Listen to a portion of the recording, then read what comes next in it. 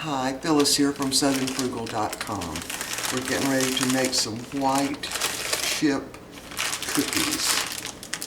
Now, I don't know why they call these just classic white chips, but this is the brand I'm using. And I'm using these because, there, can you see it? Because I've tasted of them and the little white chocolate chips taste like real vanilla, not like the other kind that I do not like. Anyway, we're going to use the recipe right off the back of this little bag. So, I have taken my butter out. I thought to take it out earlier. And we're going to just put this in the Vitamix and let it go.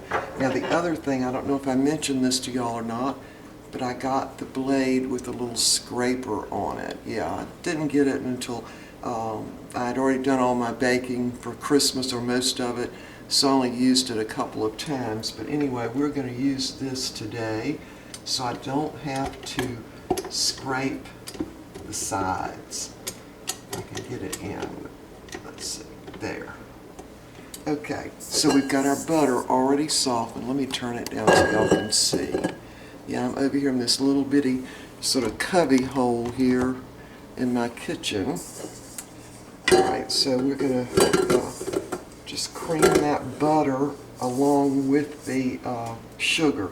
So that's 2 sticks of softened butter, 1½ cups of regular granulated sugar, dump that in, and 1 cup of brown sugar. Now I'm using dark brown sugar.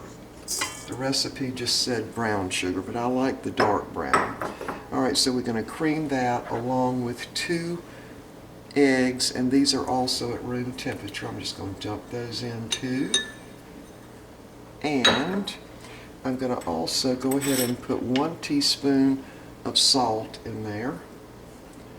And I'm going to also put in the vanilla. So it calls for 1½ teaspoons of vanilla extract. Alright, so now all we got to do is mix that up. So we're going to see how good that little paddle works. I think I've already used it one time, but anyway. Alright, so we're just going to let this keep mixing and we'll be back. Okay, that went very, very fast, and I sure enough did not have to scrape down anything. It worked great.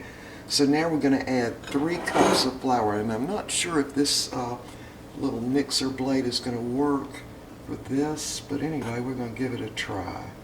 We'll just turn it on the lowest speed.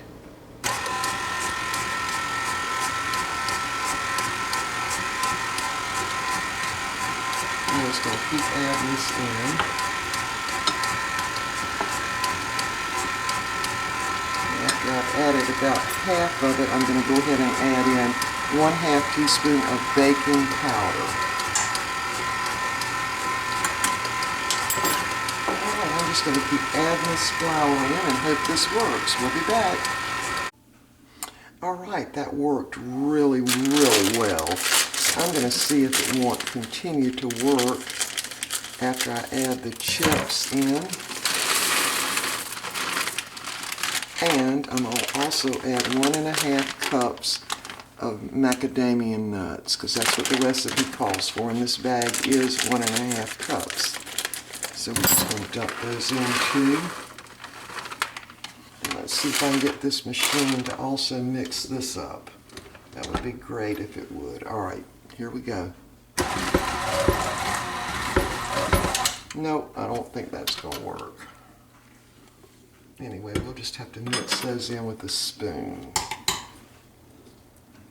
Look, you can tell I don't know how to work this KitchenAid really well right now. Let me see if I can take that hook off. There.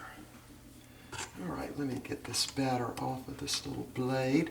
And by the way, it worked great scraping the side of the bowl. I'm really, really glad I ordered this beater here, because it worked great. I didn't have to scrape the bowl down a single time.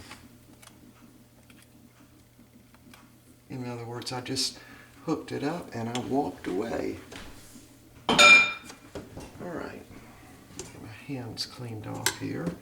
It did sling a little bit of the flour out, just a little bit right in there, but that's all. And I think a little bit in the back, but this ought to just mix up pretty easily. And what we're going to do is just chill this, and let me just read the directions. I don't remember it saying that to chill it. No, it doesn't.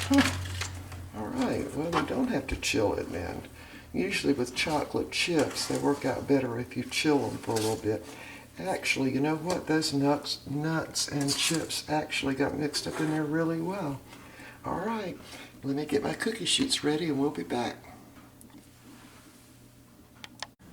I've got the cookies positioned on 2 cookie sheets. I'm going to bake 2 at a time. Now I have a small oven, so I'm going to put them on one rack and then on the bottom rack, and then I'll switch them about halfway through. Now the directions say 10 to 12 minutes if you drop them by teaspoonful. This is more like a tablespoon, so it's going to take mine a little bit longer to cook. But anyway, we'll be back when we get a bunch of these done. We'll be back. Alright, these had to cook about 15 minutes in my oven, also because I made them bigger. So I'm going to let them cool about 5 minutes on the cookie sheet. Now, the directions don't say that, but I know with regular chocolate chip cookies, you need to let them cool on the baking sheet about 5 minutes. So we're going to do that. Anyway, after I get through baking all these, we'll be back. I just finished baking all of the rest of the cookies, and they're crispy on the outside and kind of chewy on the inside. That's the way I like them. Let me show you one. See? They're chewy right on the inside. I love them chewy on the inside. Anyway, there's the chips I used. And there are the nuts I used. And you can get these at Walmart. And in our Walmart, they're on a top shelf in the baking aisle. They don't have a prime spot in Walmart, but you can find them in Walmart. Alright, we will see y'all next time. Here are all the rest of the cookies. I made the last few really big, see, just so I could get done. But anyway, these will be frozen, and we'll, take them out, 1, 2 at the very most, to eat. Alright, we'll see y'all next time.